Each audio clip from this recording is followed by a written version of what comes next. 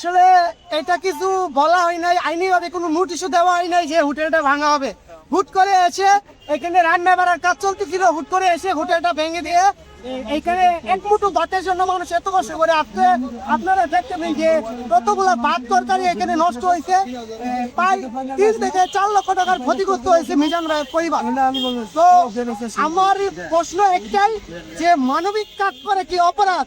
মানবিক কাজ করা যদি অপরাধ না হয় তাহলে মিজান ভাই তো একজন মানবতার সেবক ছিল, মানুষের সেবক ছিল, যারা কিনা অসহায় মানুষ ছিল তারা এখানে ভীতি খেতে পারতো।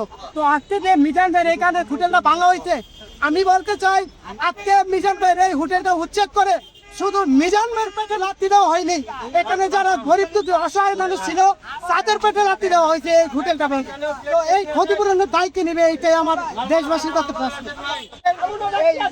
পরিবারের পাশে এসে দাঁড়ান, কথা হচ্ছে কি মিজান ভাই ক্ষতিগ্রস্ত হয়েছে, আপনারা যদি এই ক্ষতিটা শিক্ষা দেন তাহলে মিজান ভাই কি করে খাবে, কি খাবে মিজান ভাইয়ের পরিবার, কিভাবে চলবে মিজান ভাইয়ের সংসার?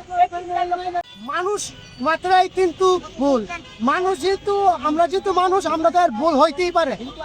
তো ওইটা আসলে একটা মিস্টেক হয়ে গেছিল। আমরা সবাই আইনের প্রতি শ্রদ্ধাশীল, মিজান হয়ে কিন্তু আইনের প্রতি শ্রদ্ধাশীল, আমরা আইনের ঊর্ধ্বে না, আইনের উপর দিয়ে আমরা কিন্তু আমরা আইনের প্রতি শ্রদ্ধাশীল।